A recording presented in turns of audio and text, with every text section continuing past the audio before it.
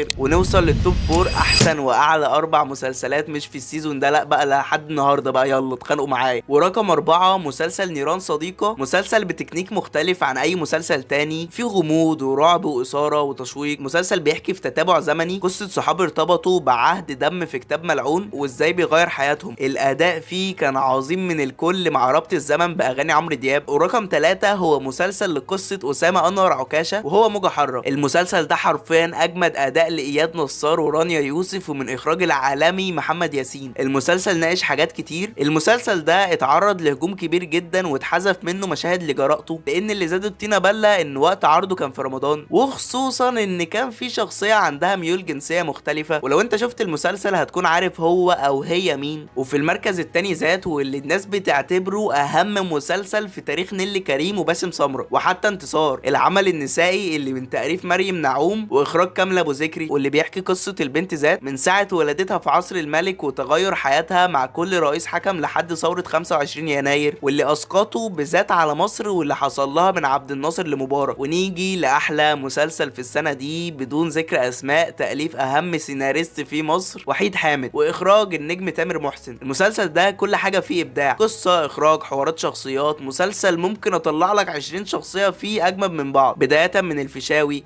روبي، مخيون، سار الصايغ، وحتى ناس ظهرت في حلقه واحده بس زي الكاركتر محمود البزاوي